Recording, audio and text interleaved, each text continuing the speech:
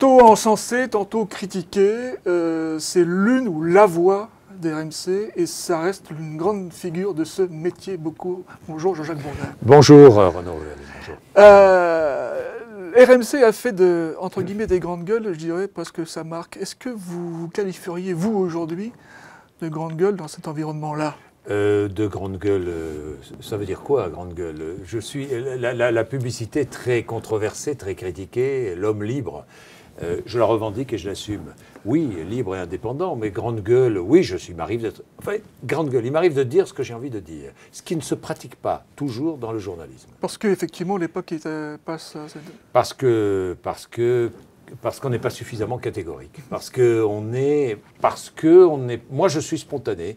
Parfois, les mots dépassent même une partie de ma pensée. C'est-à-dire que je m'enflamme, je m'emballe. Et finalement, je dis ce qu'il ne faudrait peut-être pas dire, mais peu importe. On va y venir. Vous n'êtes pas entré dans ce métier par la voie royale. J'ai regardé votre bio, chauffeur-livreur, VRP, vous avez fait 1000 petits métiers. C'est vrai. Petits métiers. Des métiers différents. Des métiers différents. Oui. Vous destinez pas du tout à ce métier-là. Et comment vous êtes rentré par hasard, du coup? Je rentrais totalement par hasard dans ce métier. J'étais fanat quand même je lisais l'Équipe tous les jours. Oui. Et mon rêve était un jour de rentrer à l'Équipe. Mais comme chauffeur-livreur, comme, je ne sais pas, livreur de journaux, comme... Je voulais rentrer à l'équipe. J'avais essayé, puis je n'ai pas réussi, donc j'étais redescendu dans mes Cévennes. Et puis un jour, j'ai croisé Raymond Castan. Grande figure d'RTL. Oui, grande figure d'RTL. Au cours d'un déjeuner familial, parce que j'avais à l'époque, ma petite amie était sa nièce. Donc, et on discute, et il me parle d'un coureur cycliste, Franco Bitossi, qu'on appelait le cycliste au cœur fou. Il avait le cœur qui s'emballait. Et au cours de la compétition, au cours des étapes du Giro, par exemple, et il me certifiait qu'il avait été champion du monde. Moi, je lui disais non. Donc, il a appelé la rédaction d'RTL. Il a vu que j'avais raison. Il m'a dit, je vois que vous connaissez bien le sport. Je lui ai dit oui. Est-ce qu'un jour, ça vous intéresse de travailler dans une radio? J'ai dit peut-être, pourquoi pas. Il me dit, je vous ferai peut-être signe. 6 mois ont passé, et 6 mois après, il m'a appelé. C'est l'époque. En me disant lundi qu'il faut que vous soyez à Paris. Une époque rêvée. C'est l'époque où vous pouvez démarrer. Oui. Rêvé, une chance inouïe. Oui. J'ai vendu ma voiture dans le week-end, j'ai pris le train le dimanche soir à Alès, dans le Gard, et je suis monté, et à Paris, je suis arrivé au petit matin, j'ai pris un hôtel, tout petit hôtel à 30 francs la nuit, à l'époque, j'avais pas de sous, et puis j'ai poussé la porte RTL, je suis resté 25 ans. 25 ans, 25 ans RTL, 25 ans de bonheur absolu, ça a été un bon 25 ans de RTL. bonheur, jusqu'au dernier mois. Oui. Jusqu'à la fin, ça a été un bonheur absolu. J'ai tout fait, RTL. J'ai été reporter sportif, j'ai été reporter. J'ai présenté tous les grands journaux le matin, 7h, 7h30, 8h. J'ai commencé par le journal de 8h. C'est Raymond Castan qui m'a confié le journal de 8h, qui était l'un des 2 grands journaux avec celui d'Europe. À l'époque, on se battait. À l'époque, on avait des millions et des millions d'auditeurs. Il n'y avait que 4 radios. Et donc, il me confie ça. Puis après, bon, j'ai présenté les journaux du week-end, puis le journal inattendu. Et puis, finalement, le 13h, pendant 10 ans. Et les auditeurs ont la parole que j'ai développé. On va y venir après ça. Oui. Qu'est-ce qui fait qu'on quitte un grand paquebot comme RTL pour tenter l'aventure d'RMC qui, à l'époque, quand vous y êtes arrivé, qui était quand même une supérette dans ce métier? C'est que déjà, il faut quitter RTL. J'ai quitté RTL parce que je ne m'entendais plus du tout avec la direction de l'époque. Philippe Labro. C'était Labro à l'époque. Philippe Labro était malade, il était dépressif, et il avait laissé les rênes à un quatuor inefficace et, à mon avis, incompétent, à la tête de cette radio. Et d'ailleurs, c'était l'époque où ils se sont séparés de Philippe Bouvard, donc ils avaient de bonnes idées. Et donc, moi, je ne m'entendais plus avec eux, pourtant ça marchait très bien. J'ai dit, je m'en vais. Je ne pouvais plus travailler dans cette ambiance, donc j'ai quitté un jour, entre midi et 2, par la porte, tout seul. J'ai quitté 25 ans d'RTL en abandonnant mes indemnités, tout. Et pendant quelques mois, je me suis retrouvé sans rien. Ah, vous n'étiez pas parti exprès pour RMC, non, donc il y avait un sas comme ça, vous êtes resté seul. Oui, je suis resté seul, je n'avais plus de boulot. Et puis Alain Veil m'a appelé. Et il m'a dit, voilà, je viens de racheter RMC, c'est une aventure nouvelle que je lance, est-ce que ça vous intéresse d'y participer? Venez avec nous et prenez l'antenne le matin. Moi, je n'avais plus fait le matin depuis un moment, je suis replongé au matin. Et puis il m'a convaincu, parce qu'on avait la même idée, développer l'interactivité, le débat. On avait exactement la même idée, et je suis parti avec lui. Est-ce que le métier que vous faisiez RTL à l'époque, dans la tonalité, la manière d'embrasser en tout cas cette profession-là, est-ce qu'il est le même aujourd'hui RMC? Est-ce que Jean-Jacques Bourdin est le même journaliste qu'il était en RTL ou aujourd'hui? Le même. Ça a changé dans la le manière d'aborder le même. Le fond, et la forme. Du moins, la forme est un peu différente parce que je vais plus loin peut-être aujourd'hui que je n'allais, contrairement à tout ce qu'on pense. On pense qu'avant, on ne disait plus. Je ne suis pas tout à fait d'accord.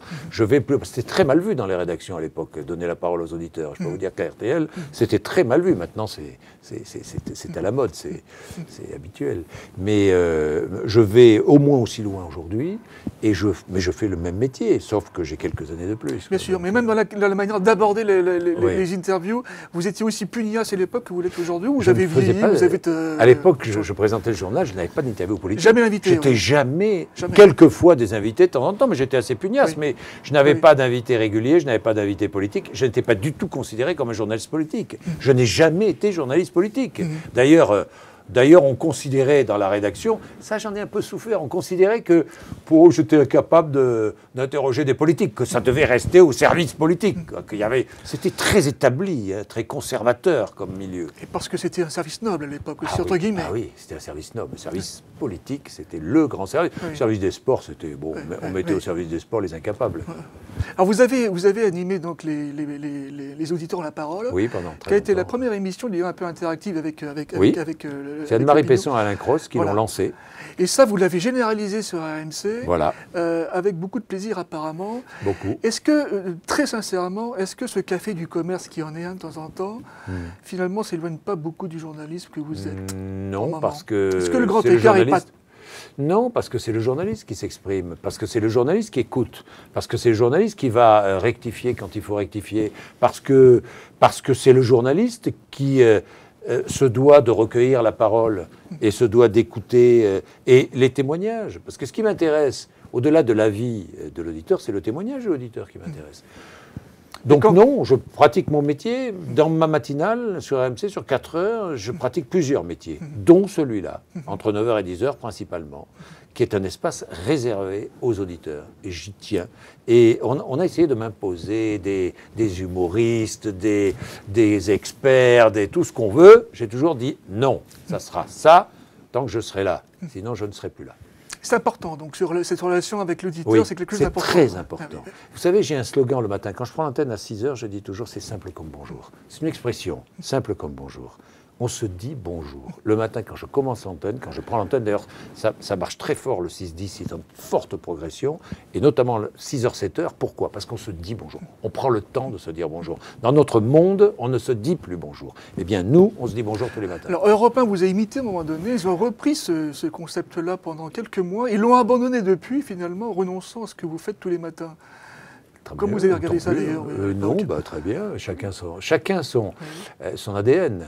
Moi, c'est mon ADN. C'est mon ADN et je le ferai toujours. Et beaucoup ont essayé de le faire. Beaucoup, je ne parle pas d'imitation, mais ont essayé d'employer la même technique, ou du moins. Mais bon, chacun. Moi, je ne vais pas rivaliser sur d'autres terrains. Alors je sais faire et je fais ce que je sais faire. Et donc, vous êtes très à l'écoute de l'opinion pour faire vos journaux. Oui, bien sûr. Comment vous décidez du matin du sujet qui doit primer? Je prends un exemple, simplement, le mariage pour tous. Oui. On a été abreuvé depuis des semaines, trop sans doute, peut-être. À mon sens. Oui, bien sûr. L'opinion, apparemment, ne s'est pas passionnée non plus pour ce projet de loi. Est-ce que vous l'avez vous-même surtraité sur l'antenne de RMC? Non, je me suis méfié tout de suite. Moi, je l'ai traité pas tellement à travers mes invités. J'ai eu assez peu d'invités sur le mariage pour tous. Je l'ai traité à travers les réactions d'auditeurs. Moi, je vois le nombre de mails et de coups de téléphone que je reçois le matin. Si j'en reçois beaucoup sur un sujet, je vais évidemment lui ouvrir la porte et permettre aux auditeurs de s'exprimer largement sur le sujet. Et là, le débat s'installe. Tout le monde nous dit qu'il n'y a pas eu de débat. C'est pas vrai. Depuis des mois sur RMC, j'ai failli dire RTL. Vous avez vu? 25 ans, ça marque. Sur RMC, l'ADN, oui. Sur RMC, depuis des mois, on débat sur le mariage pour tous. On a eu tous les avis, les enfants de couples homosexuels, les prêtres qui sont pour le mariage, les opposants au mariage pour tous. J'ai tout eu. Et le Mali, par exemple, aussi. Le Mali, on l'a traité. Vous l'avez traité, mais vous l'avez traité de la même manière que vos confrères, ou un peu moins, ou de manière beaucoup plus équilibrée, parce que là aussi, on a beaucoup fait. Bien sûr. Et à juste titre, peut-être. Alors, le Mali, je l'ai traité d'abord à travers mes invités politiques, à 8h35, parce que c'est toute une question d'équilibre, les 4 heures. Il y a les auditeurs, il y a les invités avant 8h30, l'invité politique 8h30, 9h. Il y a une succession de séquences bien différentes les unes des autres. Donc, j'essaie d'équilibrer le Mali, je l'ai équilibré, oui, j'essaie d'équilibrer sur ce sujet. Le Mali, j'en ai parlé plusieurs fois, oui, évidemment, j'en ai parlé. J'ai traité presque autant que le mariage pour tous, mais sur une distance moins longue. Alors, ce qui fait votre image de marque et votre spécificité, c'est la manière à la fois très pugnace à laquelle vous interrogez vos invités. Vous les tisonnez, je dirais même. La différence d'un El Kabbaj, d'un Apathy, ou même d'un Bruce Toussaint, on a l'impression que vous allez au fond des choses et vous allez au bout des entretiens, encore une fois, avec beaucoup de... Mais chacun a sa personnalité. Bien sûr. Là, sur les journalistes que vous avez cités. Bien sûr. Mais est-ce que c'est parce que vous voulez aller au fond des choses ou parce que vous vous défiez de la classe politique en général? D'abord, parce que je me défie de la classe politique en général. Je me défie des réponses de la classe politique. Je dis toujours, je suis responsable des questions et eux sont responsables des réponses. Et je veux des réponses à mes questions. Je veux des réponses à mes questions. Donc je me défie surtout de la langue de bois et surtout de la manière détournée avec laquelle la classe politique ne répond pas aux questions posées. Ce que les Américains appellent le droit de suite, c'est aller au bout des choses. Le droit de suite, c'est aller au bout des choses. D'une part. Ensuite, je ne suis pas journaliste politique. Je n'ai rien à voir et je ne vis pas avec la classe politique. Je n'ai rien à faire avec la classe politique. Je n'aime pas dans la classe politique le manque de rigueur, le manque d'honnêteté intellectuelle. Et malheureusement, c'est souvent assez partagé. Et pourtant, avec les auditeurs, je défends sans cesse la classe politique, parce que c'est un danger pour la démocratie que de la mettre sans cesse en cause. Moi, je la mets en cause sur des questions précises, sur des sujets donnés qui les concernent. Alors, on a retrouvé quelques morceaux choisis. On va les regarder ensemble et ensuite, on va en parler. Regardez. La TVA en Allemagne est plus élevée que la nôtre. Elle est 3 points supérieure à la nôtre. Il a augmenté de 3 points. Vous dites des bêtises, elle est de 19 points en Allemagne. Oui, elle est de 19 La note est à 19,6. Voilà, et vous dites des bêtises, Nadine Morano, vous ne maîtrisez pas le sujet. Rappelez-nous combien de soldats français ont été tués en Afghanistan. Écoutez, à mon souvenir, il doit bien avoir 80, quelque chose comme ça. On doit être 70 ou 80. 80 quelque chose, 70, combien, Nicolas Sarkozy? Mais je pense que les soldats français ont été tués en Afghanistan. C'est plusieurs dizaines de soldats français mais qui ont été tués. Plusieurs dizaines, je ne me souviens pas à l'unité près. Vous ne connaissez pas le nombre de soldats français tués en Afghanistan? Alors, on parle d'indépendance nationale. Avons-nous besoin d'autant de sous-marins nucléaires lanceurs d'engins? On en a combien, tiens? Mais je vous ferai la même réponse. Ségolène Royal, on a combien de sous-marins? Je vous ferai la même nucléaires réponse. Lanceurs d'engins aujourd'hui? Nous en avons un. Non, nous en avons 7. Oui, 7. 7. Venez marcher, écraser du pied gauche, payons, ça porte bonheur. Arrêtez. Mais quoi, pas non, arrêter. mais moi je suis pas là pour commenter des commentaires, voilà. Je suis là pour parler de politique. Non, mais attendez, et répondre et apporter des réponses. C'est pas moi qui l'ai fait, c'est quelqu'un du Front National, qui est un de vos députés. Moi je vous dis, monsieur Bourdin. Est-ce que vous condamnez ces propos? Oh, écoutez, ça suffit, j'en ai marre. Des exercices de repentance permanente et d'accusation. Comment ça s'est passé avec Marine Le Pen quand vous avez quitté le plateau ensuite? Bien. Mais ça se passe bien. Parce qu'ils ont compris, ça se passe bien, parce qu'ils savent ce qu'ils vont même quand on va trouver. Ils savent ce qu'ils vont trouver. Alors là, elle s'est emportée parce qu'elle était gênée, parce que Gilbert Collard, avait fait des déclarations un peu excessives, plus qu'un peu excessives. Il est coutumier du fait, remarquez. Donc elle s'est emportée. Et hors antenne, la pression retombe. La pression est retombée. Puis vous savez, moi, hors antenne, c'est très simple, je reste 2 minutes avec eux après, parce que je remonte faire de la radio. Donc j'ai pas le temps d'essuyer les états d'âme des responsables politiques, quels qu'ils soient. Quels qu'ils soient. Vous disparaissez. Je disparais, parce que je vais faire de la radio, je remonte au 6e étage. Il y a un grand moment de solitude, c'est Ségolène Royal. Oui, un grand moment de solitude. Je me suis trompé d'ailleurs dans la réponse. Moi, je dis 7, c'était 5. Oui. Mais comme que c'est pas la réponse. Elle, c'était un grand moment de solitude. Et vous savez qu'elle m'a appelé 4 fois dans la journée après. Ah bon? C'était en 2007, oui. Elle m'a appelé 4 fois dans la journée en me disant, vous vous rendez compte, vous allez me faire perdre à la présidentielle, ça va être repris partout. Oui. Ça a été repris, c'est pas ça qui lui a fait perdre la présidentielle, mais ça a été repris partout, effectivement. Mais grand moment de solitude. Et là, vous sortir du plateau, il n'y a pas de tension. Sortir du plateau, elle ne s'est pas rendue compte tout de suite. Elle ne s'est pas rendue compte tout de suite de son absence, je dirais. Oui. Et quand vous les interrogez, que vous les tisonnez comme ça, elles reviennent ensuite? Ségolène Royal, par exemple, elle revient. Et vous savez, Ségolène Royal, je vais vous dire, je vous annonce, elle va venir là dans 10 jours. Elle n'a pas fait de médias depuis des mois et des mois, et elle va revenir chez moi. Ouais, Bachotet s'expose aussi à vos questions. Je peux vous le dire. Oui. Vous avez déjà une question à lui poser, vous répondez vous-même Non, vous savez, j'ai arrêté. À une époque, j'appelais ça les questions. Non. Non, ça c'est non. À une époque, j'appelais ça les questions politiquement concrètes. Puis j'ai arrêté. J'ai arrêté depuis la présidentielle de l'année dernière parce que on ne retenait plus que ça de l'interview. On attendait la dernière minute pour attendre la question piège. Et finalement, ça tuait tout le reste. Aujourd'hui, non. J'ai décidé de continuer mes interviews. Peut-être que je serai de plus en plus mordant, ça c'est sûr. Puis parfois je le suis plus, parfois moins. Ça dépend aussi de ma forme et de la matière. J'évoquais tout à l'heure Jean-Michel Apathy, Jean-Pierre Elkabbach. Vous avez l'image d'un solitaire un peu dans cette profession-là. Je suis solitaire et je le revendique. Oui, bien sûr. Avec des relations des fois... Par exemple, mais Apathy aussi est un peu solitaire. Elkabbach, non. Elkabbach vit dans le métier, dans le milieu. Il vit dans le milieu politique. Il adore ça, Jean-Pierre. Il adore ça. Il n'a pas la même culture que moi. Il est de tout temps dans la politique. Moi, je suis un jeuneau en politique. Je ne prétends pas connaître la politique. Je prétends me préoccuper des questions que se posent les gens. Voilà. Avec des relations compliquées avec Elkabbach en particulier. Relations compliquées, non. Quand on se voit, on se dit bonjour, ça se passe très bien. Oui. Sauf que nous n'avons pas la même façon de pratiquer notre métier. Mais Elkabbach est un très bon journaliste, que les choses soient très claires. Nous n'avons pas la même façon de pratiquer. Alors on reproche à notre profession... Apathy, je suis... À la limite, on se ressemble un peu plus avec Jean-Michel, parce que d'abord, on a commencé de la même manière, Et quant à Bruce Toussaint, que j'aime beaucoup, j'adore Bruce Toussaint, mais Bruce Toussaint, il est ailleurs. Il est un peu mondain, il est un peu... Enfin, pas mondain, c'est pas méchant, mais il n'est pas agressif, Bruce Toussaint. Il est rond. C'est tout en rondeur, Bruce Toussaint. C'est le contraire de ce que je fais. Alors, on reproche à notre profession des liens de connivence très anciens entre le journaliste et la classe politique. Je continue à le reprocher. Est-ce que vous avez des amis dans ce métier, dans la classe politique, ou même, je dirais, des fidélités? Non, je n'ai pas d'amis. Amis, j'en ai pas. Des relations avec lesquelles... Des relations, à force de les interviewer. À force, oui. C'est marrant parce que je suis à 1 mètre d'eux, volontairement, le matin. On se touche parfois. L'autre jour, qui m'a touché, m'a attrapé la main? C'était Guénaud. Henri Guénaud. Vous imaginez? C'était lui qui est contre le mariage pour tous. Il m'a attrapé la main pendant l'émission, Henri Guénaud. Et j'étais surpris, étonné. Donc nos rapports sont tellement des rapports de proximité que... Il se crée une relation, puis à force d'interviewer toujours les mêmes, parce que la classe politique... Mais vous, j'en tutoyez certains, j'imagine, à force, forcément. J'en tutoie... qui je tutoie? Je dois en tutoyer... Je tutoie Jean-Louis Borloo, parce que je connais Jean-Louis depuis bien avant qu'il soit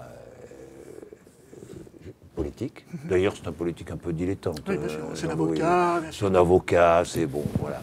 Donc... Alors, il y a un truc qui m'a surpris dans votre bio. Allez-y. Le 26 février 2007, vous êtes décoré de la Légion d'honneur. Et je me suis dit, s'il y a quelqu'un dans qui ce métier... Vous avez raison. Pas qui n'aurait pas dû, mais qui aurait pu la refuser. C'est moi. C'est bien vous. Eh bien, j'ai hésité, je vais vous dire. J'étais très surpris, je ne m'y attendais absolument pas. C'est Dominique de Villepin qui, tout à coup, dans un éclair ou de lucidité ou de trouble, je ne sais pas trop. Dans tous les cas, j'étais à Moscou avec ma femme et quelqu'un m'appelle en me disant « J'ai lu dans Le Monde ton nom... tu vas être décoré de la Légion d'honneur. » J'ai dit, quoi? Qu'est-ce que c'est que ça? Et tout. J'étais totalement étonné. Et j'ai longuement hésité. Et puis, faiblesse.